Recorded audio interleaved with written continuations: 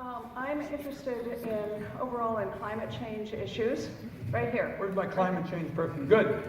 And specifically about the preservation of old growth forests and the capacity of forests to sequester carbon and the immense amount of carbon emissions generated by the timber industry. And I understand that there is a bill in the House, a forestry bill. And so I'm interested in your feelings about that bill, especially as regards potential opposition from the timber industry. I want to make sure I'm up on which bill you're talking about in the House. There was an effort to put a forestry bill in the farm bill, and it was very much a bill that a lot of us felt would lead to clear cutting, and we kept it out. Is that what you're talking about? Is that the bill I'm talking about, Les? Or are you talking about a bill that is supported by environmental folks to look at ways in which we can have more sensible environmental policy? How about if you tackle both of them? Great. Because Okay.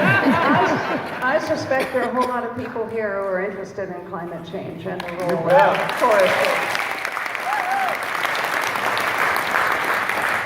Let's talk about where we are on climate change, and then I will get into both of the bills that I think are relevant to this discussion. First of all, the country got a real wake-up call the Friday after Thanksgiving when, and get these words, the president's scientists, these are not some left-wing people that kind of tried to concoct a press release.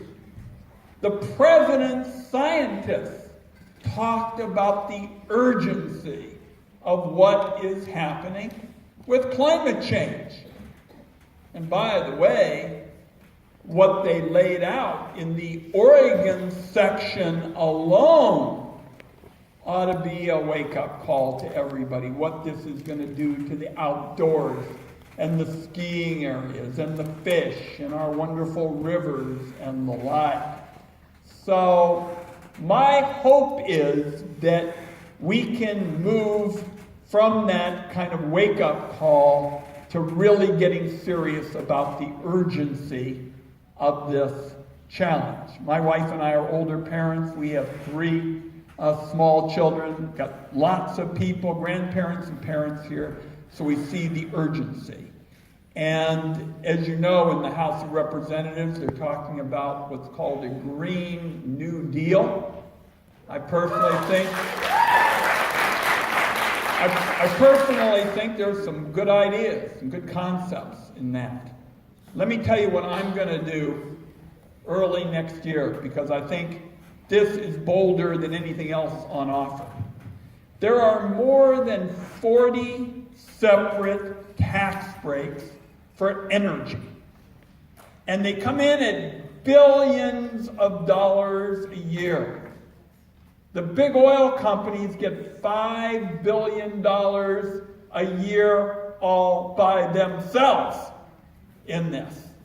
40 separate tax breaks, way stacked to the legacy fossil fuel folks. I am going to propose at the beginning of the next Congress kicking all 40 of these tax breaks. I will propose, as the ranking Democrat on the Finance Committee, I will propose throwing them all into the trash can. Okay? Kicking them all into the garbage. I will propose substituting for those 40, 3. One for clean energy, which is, I think, what our speaker was talking about in terms of sensible policies, in terms of forestry. One for clean transportation, which is things like electric vehicles. We'd like to be the champions of that. And one will be for energy efficiency. I'm going to say to my conservative colleagues, you've been against energy subsidies. Support my bill and we'll get more green for less green. Yeah. We'll reduce the cost. And I think this may be the path to get serious about a very different vision with respect to climate and energy policies.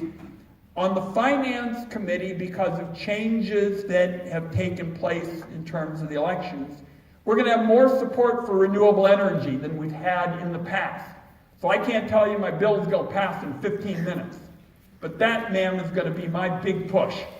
Because if you make that change in the tax code, you are on your way to a very different energy future, a very different environmental future, and you are directly attacking a critical aspect of climate change. Now, with respect to the two forestry bills, a bit of good news, and then we talk about the second one. The first bill that I thought you were talking about was a bill that was pursued in the House of Representatives that basically, in the name of fighting fire, and I've had a bipartisan proposal that became law to get us back on fire prevention, which was actually signed into law.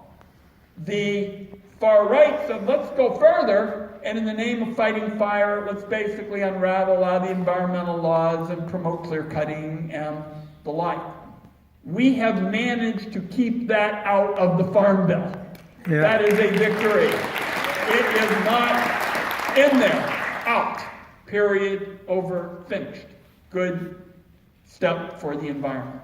The second bill, I'm not up on all the details of what you're talking about, ma'am, but I think it is basically one that looks to trying to sequester carbon in the future in a sensible way.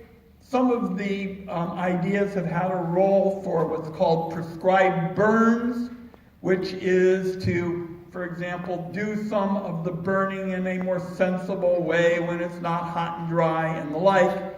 But I would be glad to get back to you, ma'am, when I'm up on exactly what is in that other bill. But the very bad forestry bill has been kept out of the Farm Bill, and my legislation with Senator Crapo, which was overwhelmingly backed by environmentalists, to end fire borrowing so that we can keep the money for prevention and comply with the environmental laws, that is now the law of the land, and it is getting phased in. Thanks.